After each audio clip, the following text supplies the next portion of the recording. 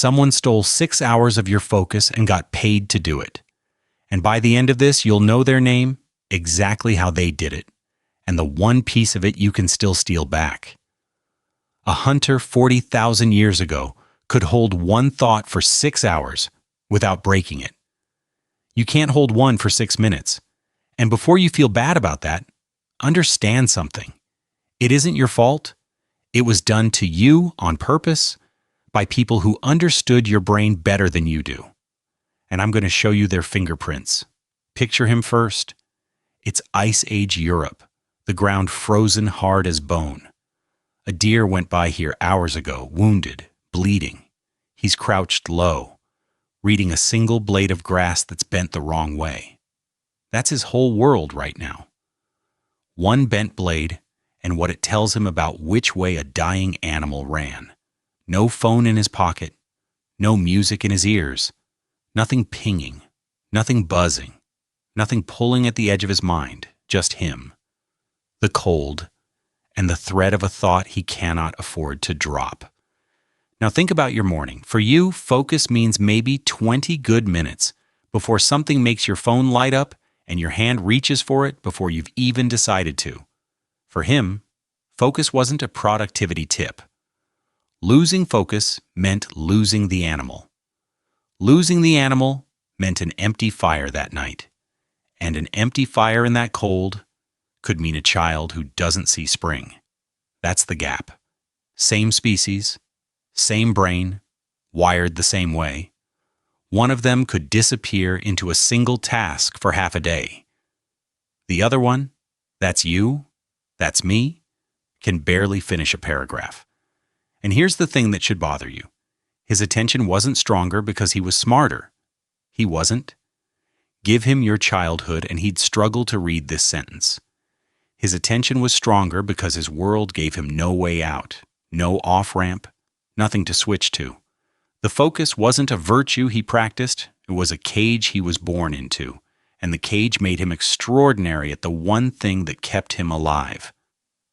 Let me put you inside it, because you need to feel this.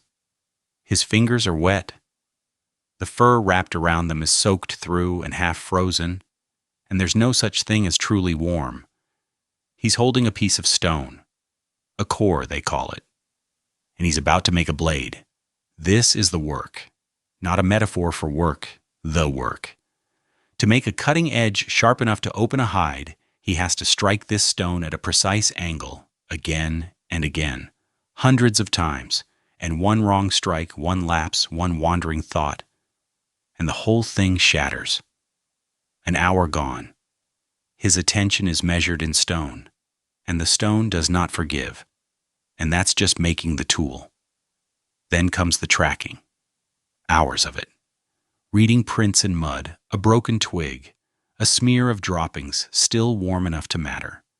Each clue connects to the next in one long, unbroken chain, and if he lets the chain break, the deer is gone into the trees, and the day is wasted. There is no notification to save him.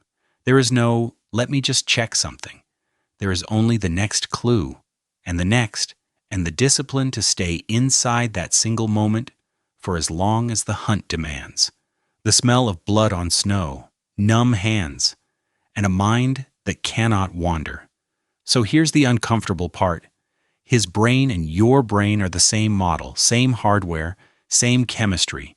Nothing was upgraded and nothing was lost between him and you. So what changed? Now I keep my promise. I told you someone did this and here they are. Deep in your brain, there's a system that runs on a chemical called dopamine. Most people think dopamine is the pleasure chemical. It isn't. Dopamine isn't about feeling good. It's about seeking. It's the chase. It spikes not when you get the reward, but when something new might be coming. For the hunter, that was a gift. In his world, novelty almost always meant something that mattered. A new sound was a predator or prey. A new track was food. Every scrap of new was information his life depended on, so his brain gave him a little pull of dopamine every time the world offered something new, and that pull kept him alive. And here is who did it to you. In the 1990s, a psychologist named B.F. Skinner had already proven that the strongest way to hook any animal isn't a steady reward. It's a random one, a lever that pays out sometimes. That's a slot machine. And a generation of engineers and designers in Silicon Valley took that exact science and built it into the phone in your hand, on purpose. There are men who've said it out loud. Designers like Tristan Harris, who helped build these systems and then walked away to warn people. The pull to refresh on your feed is a slot machine lever. The little red notification dot was chosen, tested, colored red, because red hijacks you. Rooms full of people with degrees in your psychology ran experiments to find exactly which sound, which delay, which reward schedule would keep your thumb moving. That's the who, not a shadow, not a metaphor. An industry that studied the hunter's dopamine and sold it back to you as a product. Because your phone is a machine that manufactures novelty, endlessly, on demand. Every swipe is a new track in the snow. Every notification is a new sound at the tree line. Except there's no winter, no deer, no steaks. Just an infinite river of new, delivered faster than any environment in the history of our species could ever produce. The hunter got a novelty hit a few times an hour, and each one was real. Yours gets one every few seconds, and none of them are. And here's what that does to you. Your brain is a learning machine. It notices what gets rewarded, and it wants more of it.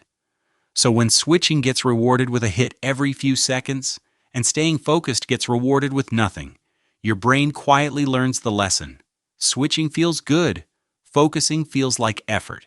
It shortens the loop, then shortens it again, until sitting with one single task feels almost physically uncomfortable, like an itch you can't scratch. You didn't choose that. You were trained, one swipe at a time, by people who were paid for every second you gave them. But, and this is the part I promised you, the capacity is not gone. It was never removed. It's just gone unused, like a muscle you stopped lifting with. And we know this isn't wishful talk because we can look at people living differently right now.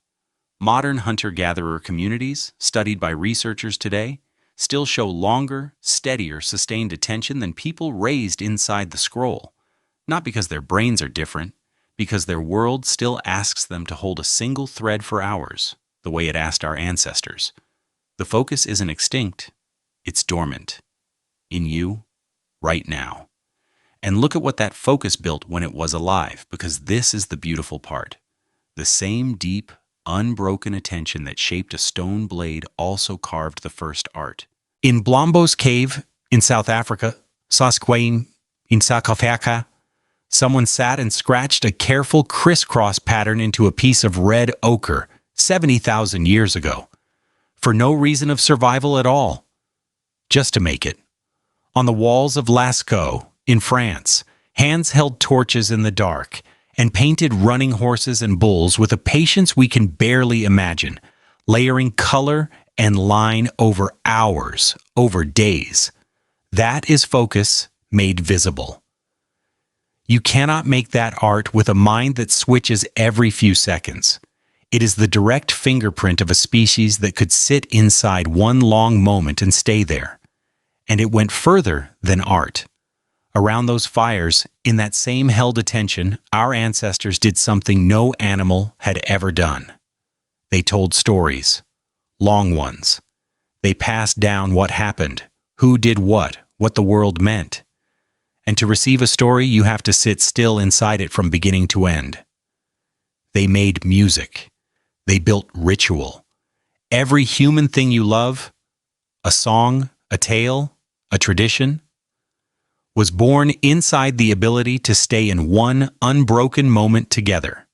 Your capacity for wonder and your capacity for focus are the same capacity, which means every time your attention gets stolen, something more than productivity is being taken from you.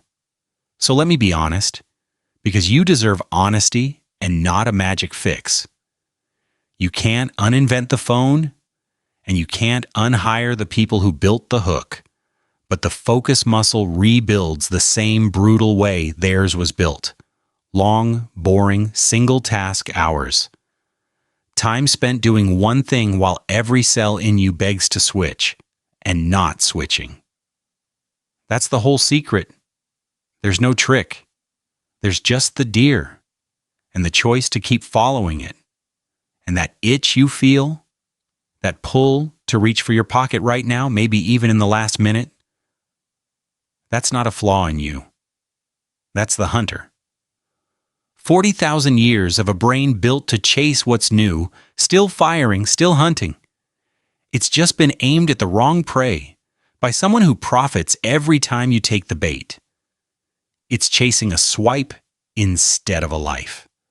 The hunter gave 6 hours to one deer, and from that focus came tools and art and story and us.